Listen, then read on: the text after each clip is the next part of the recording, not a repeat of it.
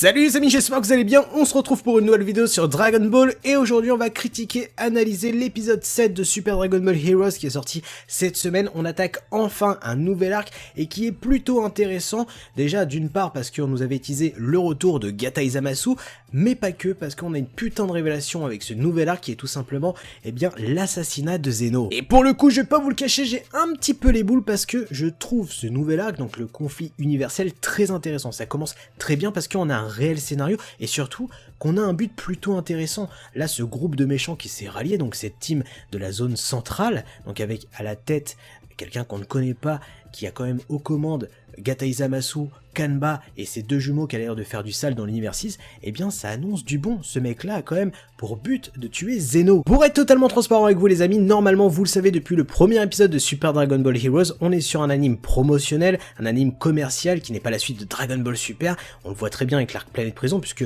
il n'y a pas de scénario, c'est quelque chose d'assez bateau avec des personnages, de l'univers confondu de Dragon Ball qui se tapent sur la gueule sur des planètes enchaînées. On a du Goku et ses J4 qui se tapent contre Goku et ses J-Blue, le personnage de Kanba qui baise tout le monde, même peut-être sa mère, et on a un Végéto Super Saiyan 4, j'ai envie de dire c'était un melting pot de tout ce qu'on pourrait kiffer dans la licence, regroupé au même endroit. Là on est sur un nouvel arc qui propose un sujet, un COD, un verbe. Là où j'en veux venir c'est que certes la recette ne change pas depuis le début, c'est-à-dire un anime qui est basé sur 7 minutes d'épisode, quelque chose qui s'enchaîne assez vite, mais à contrario par rapport à l'arc Planète Prison, l'arc conflit universel nous propose un scénario, et un scénario qui me plaît, tout simplement parce qu'on est sur un antagoniste qui veut buter Zeno. Là on parle pas de la voisine du coin qui te fait chier parce que ton chat chie dans sa cour, non ça sent pas le vécu.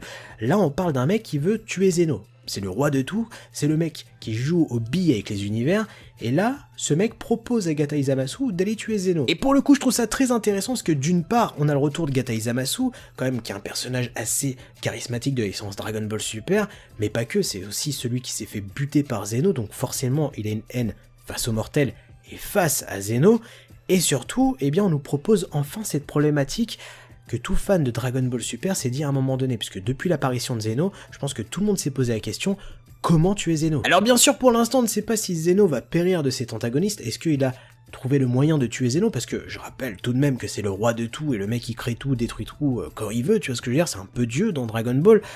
Là où c'est intéressant, c'est le fait que cet arc ne soit pas centralisé sur l'univers 7 et surtout sur le personnage de Goku, puisque pour l'instant Goku, je le rappelle, depuis l'arc Planète Prison, il a peut-être pété avec les planètes, donc est-ce qu'il est mort ou pas, ça on n'en sait rien.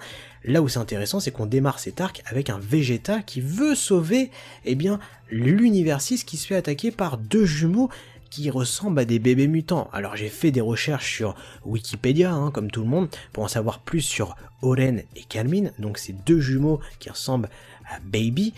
Ils sont tout simplement des créations d'un Full de l'univers 6. Et pour l'instant, je pourrais pas vous rajouter grand chose sur ces deux personnages. Oren, c'est le garçon, Calmin, c'est la fille. Tous deux sont des artificiels, comme je vous l'ai dit, créés par un Full de l'univers 6, ce qui explique le comment du pourquoi ils attaquent l'univers 6, puisqu'ils sont originaires de là-bas. Tout ce que je peux rajouter, c'est que d'après le Pédia de Super Dragon Ball Heroes, tous deux ont été enfermés dans la planète prison. Par la suite, ils ont rencontré leur chef et depuis, ils font copain avec lui. Après, la vraie question à se poser, c'est est-ce que ces deux artificiels sont intéressants dans le scénario pour l'instant? J'ai envie de dire, il y a à boire et à manger, parce que d'un côté, ils mettent tout l'univers 6 en PLS, It y compris avec sa fameuse technique Tokitobashi, Vegeta et Trunks en Super Saiyan inefficace, et d'un autre côté, j'ai l'impression de revoir une remasterisation de C17 et C18 pour l'univers 6, avec exactement les mêmes techniques.